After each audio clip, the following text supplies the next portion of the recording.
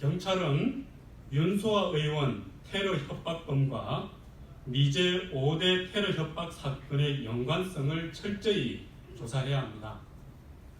경찰은 윤소아 의원 테러 협박 사건과 미제 5대 테러 협박 사건의 연관성을 철저히 조사해 범인을 검거하고 사실을 밝혀야 합니다. 윤소아 의원에게 테러 위협 소포를 보낸 범인이 체포됐습니다.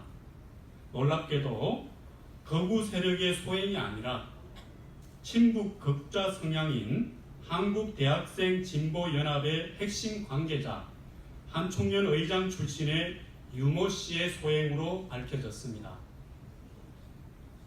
경찰은 이번 사건이 어떤 목적에서 이루어졌는지, 그 배후와 공범은 누구인지, 조직적 계획 범죄인지 낱낱이 밝혀내야 할 것입니다.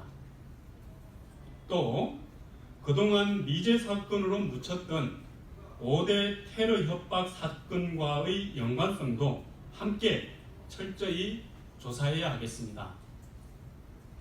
2013년 12월 하태경 의원에 대한 살해 협박과 식칼 소포 배달 사건, 2014년 8월 한민구 국방장관 식칼 소포와 협박 편지 배달 사건, 2013년 4월 김관진 국방장관 백색 가루와 협박 편지 배달 사건, 2013년 4월 미 대사관 폭파 협박 사건, 2015년 6월 탈북민 북한 인권 운동가 강철한 씨와 김성민 씨 살해 협박 사건은 모두 비슷한 유형의 테러 위협이었지만 지금까지 범인을 잡지 못하고 미제 사건으로 남아 있습니다. 참고로 강철한 씨에게는 손도끼가 보내졌고 김성민 씨에게는 죽은 쥐가 보내졌습니다. 윤소아 의원에게 테러 위협 소포를 보낸 범인은 이와 같은 5대 미제 사건과 몇 가지 유사점이 있습니다. 첫째, 범죄 수법이 비슷합니다.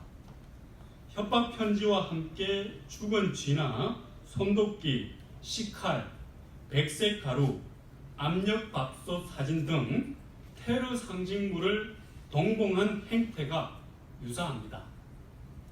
여기서 백색 가루는 독극물로 위장한 것으로 조사를 통해 밀가루인 것으로 밝혀졌습니다. 압력밥솥 사진은 미 대사관 폭파 협박 사건 당시 보내졌는데 2013년 4월 15일 보스턴 마라톤 대회 폭탄 테러에서 사용된 압력밥솥을 연상시키는 것으로 추정되었습니다. 둘째, 모자 등으로 얼굴을 가리고 소포를 발송한 후 택시와 지하철 등 대중교통을 이용해 경찰 수사를 따돌린 점 등 범행을 사전에 치밀하게 계획한 수법이 거의 동일합니다. 셋째, 이번에 붙잡힌 유모 씨는 사회적으로 논란을 일으킨 백두칭송위원회 설립을 주도하는 등 그동안 가장 친북 극좌적인 활동을 해왔습니다. 이러한 전력을 볼 때 북한 인권운동의 대표 주자인 하태경 의원과 탈북민 활동가들, 그리고 당시 대북 강경책을 주장한 국방장관과 미국에 대한 범죄 동기가 다분할 걸로 여겨지고 있습니다.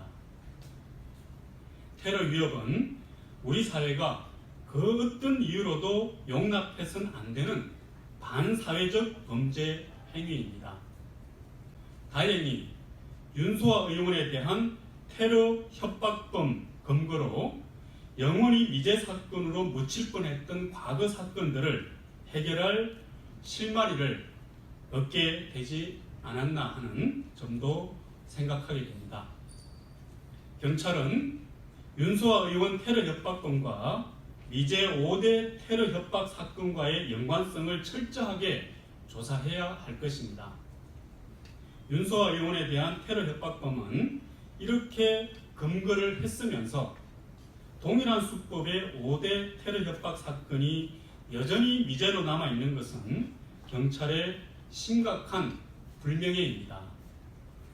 경찰은 반드시 5대 테러 협박 미제 사건의 진실을 밝혀내야 할 것입니다.